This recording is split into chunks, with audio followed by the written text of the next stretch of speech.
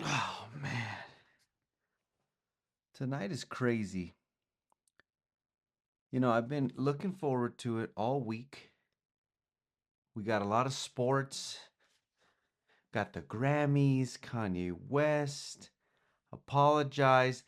Lots of things have happened, lots of things, and I feel like I have to start with the biggest to me because I just absolutely love golf. But I told you guys tonight on the pod, on the Losey Podcast, we have to start with Patrick Reed. I think on the last pod or the pod before we talked about the live thing coming back and Brooks came back and it was only going to make sense for Patrick Reed to come back. That's it. That was the only sense I knew was going to happen. I didn't know when.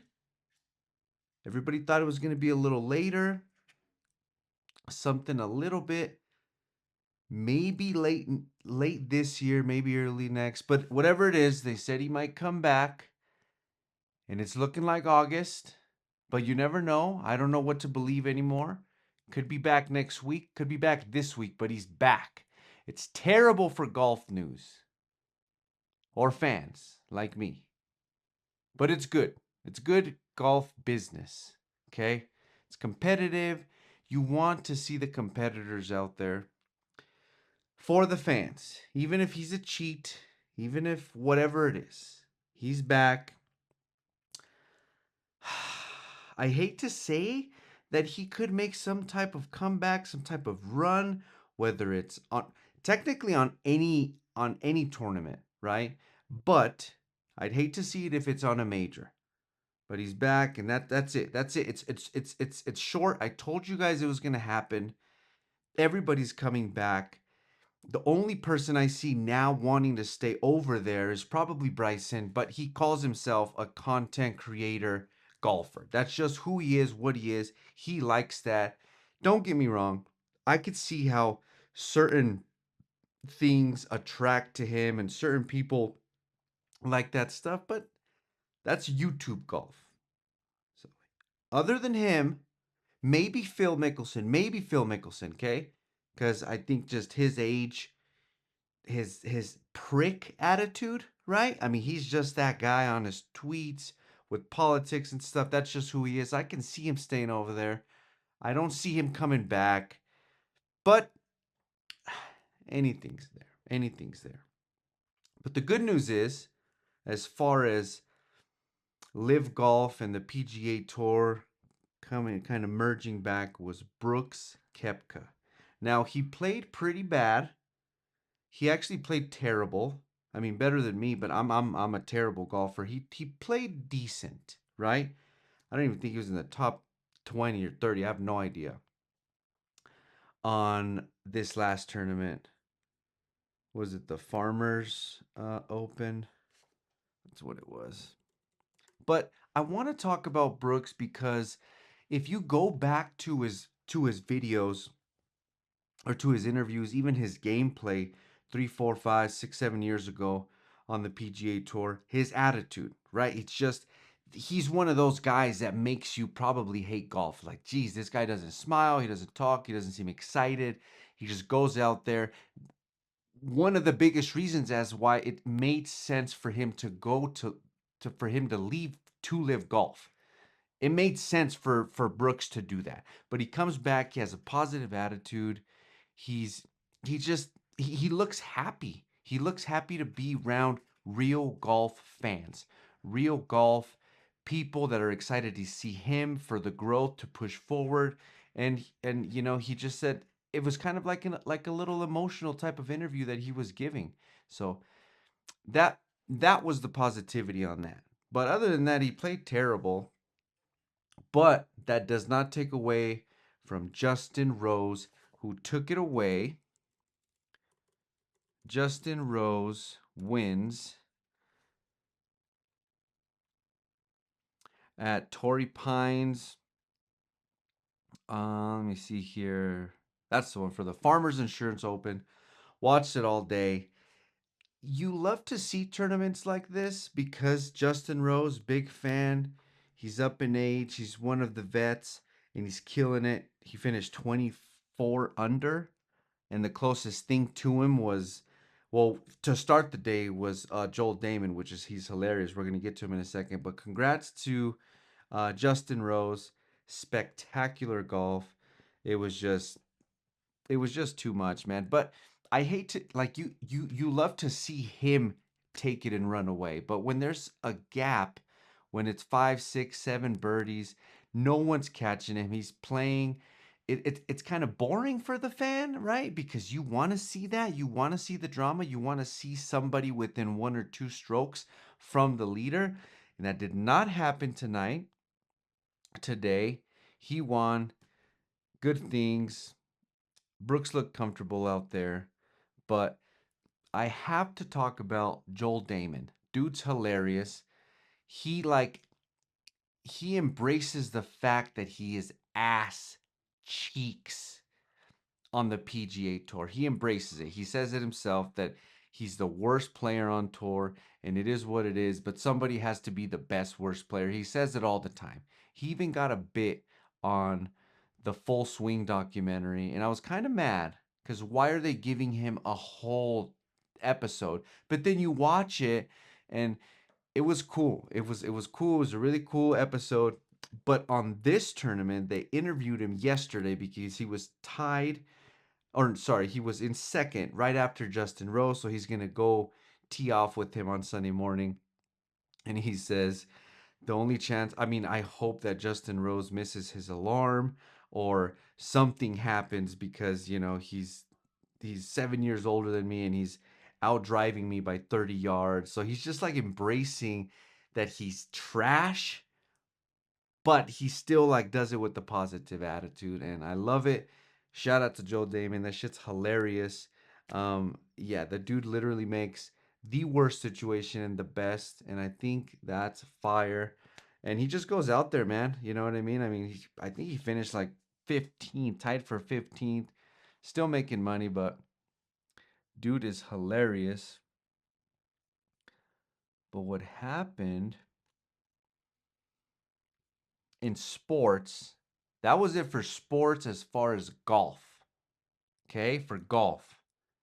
Then you go over, and it was Saturday night, and we had the Shakur Stevenson fight with Teofimo Lopez, and I was going for him. I like his style. He talks a lot of shit, and you almost want him. I mean, you want the underdog, right? Shakur is that guy. Shakur's the guy where it's almost too boring to watch because he's too skillful. He is that boxer where he says, hit, don't get hit. Hit, don't get hit. And I get it. I get it. That's boxing. I understand it. That's why Floyd did it. Trash. He's the greatest. I get it. Undefeated. Hit, don't get hit. But it was too much, man. Listen, Teo walks out with the Jabberwockies. I thought he was going to start breakdancing. Literally, he started dancing. You knew he was going to get his ass rocked, mopped, plopped as soon as he started dancing with the Jabberwockies. I don't know what the guy was doing. Shakur's up there with the greats. He has Clarissa Shields. He has Bud Crawford. You know he's focused. You know he wants it. He wants to stay undefeated. Teo has one loss. I think it was to um, God, it was that um, Cambosos, I believe. But anyways, he has one loss. Yeah, George Cambosos Jr., that was his name. One loss years ago, and he's been undefeated for like the last 5 or 6 fights. But Shakur just looked locked in. He fought a clean fight. Teofimo looked sloppy. His footwork was I don't know. I think maybe he was more into the show or he got way too cocky. A little bit of an Adrian Broner fight, and I don't know, man. It's just it was bad. It was bad. Okay, so it is what it is. Shout out to Shakur. He won, still undefeated. the youngest to do it. He's doing good things. It was an entertaining fight. I missed the UFC fights for this fight because I'm more of a boxing fan than a UFC fan. But that's what I get. That is what I get. I should have watched the UFC fights, but it was still a good fight. Can't complain. It was good. I think I'm going to start talking about these every single pod.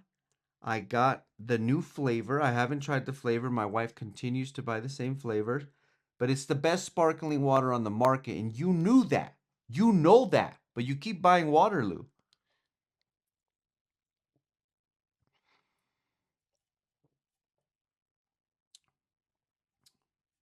Fire. Fire. It literally tastes like they got 10 grapes and then they squeeze 10 grapes and they put it in the best sparkling water and they combine it perfectly. Perfect. There's not a better, better sparkling water on the market. And you know that. And if you don't know that, buy it. Fire.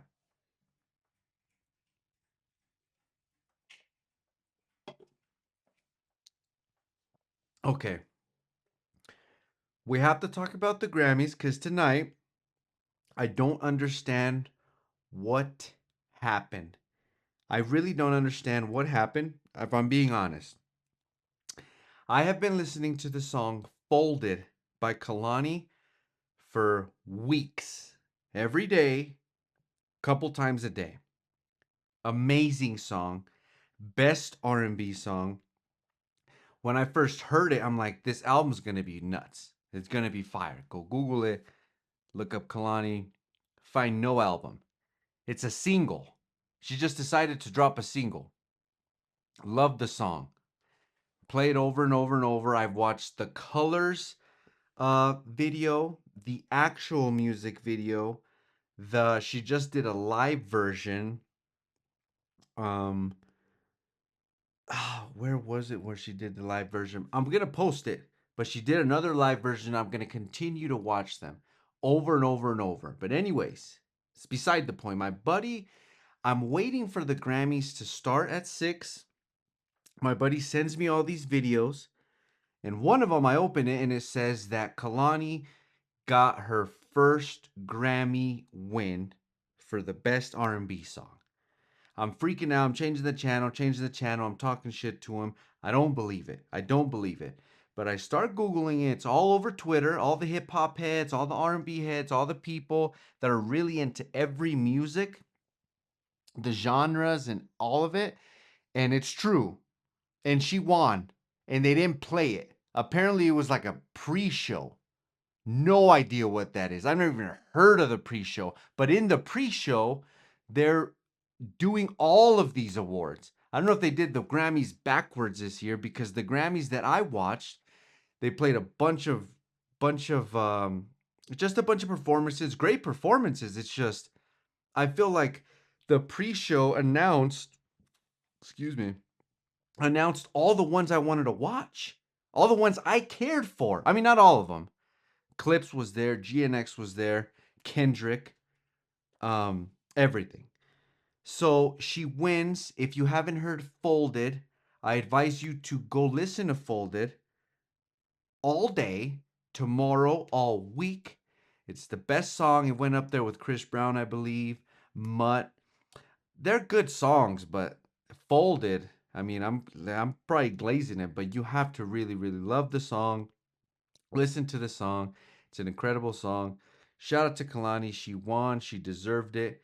And then Kendrick, big, big, big Kendrick podcast. This one.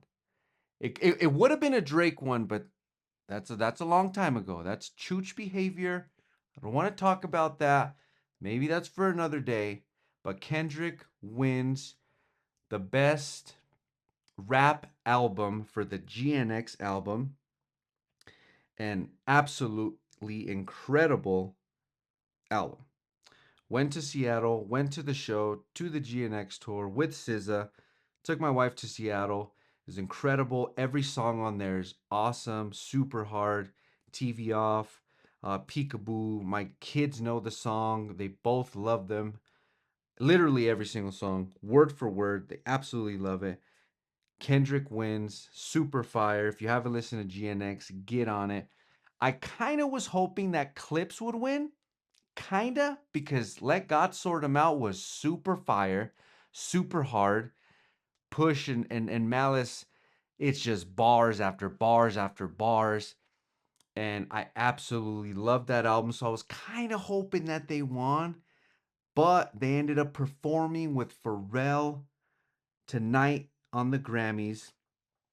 And at first, I thought they were going to perform um, The Birds Don't Sing because they've been doing that. And so I thought that's what they're doing. But then I see Pharrell pop up and they perform So Far Ahead. If you haven't listened to So Far Ahead by Clipse and Pharrell on Let God Sort 'Em Out, go. Get in your corner. One of the hardest songs out right now. They performed it. They killed it. I was singing. I was telling my wife this is the one that I played a couple months ago over and over and over in the car. Super fire. That was tight. But the Grammys were backwards, man. I just don't get it. Like I'm excited and it was good, but I just missed a lot of the things. I have no idea. Apparently there's a pre-show. Maybe it's been a pre-show and I just missed it all these times. And maybe I was just invested this year. Big fan of Kendrick. Folded was on there. Clipse was on there. So I was a little bit more focused maybe than the last couple years. But I absolutely loved it. Good performances. Everything was fire. Bad Bunny. Bad Bunny. Okay. I know a lot of you are hating. I know with everything that the politics and all the crazy stuff that's going on right now, I understand that a lot of you don't like this. But in this room, in these corners, okay, we're not doing that. We're not doing that. We're big fans of Bad Bunny, and he wins Album of the Year. I told my wife it's either Lady Gaga or Kendrick. And I'm pushing for either one of them. I wanted Clipse, but it was either going to be Lady Gaga or Kendrick. And then they say the Bad Bunny. Fire. Fire. He couldn't believe it. Loved his speech. Just for everything that's going on right now, man. A lot of people are just talking about everything that's going on with ICE and just Puerto Rico and all that stuff. It's good to hear. I absolutely love those speeches and the voices, man. It was super cool, and you could tell he was super emotional. So super tight. Looking forward to the Super Bowl with Bad Bunny. He wins Album of the Year, and then next week he has the Super Bowl. So super, super tight. It's gonna be tight.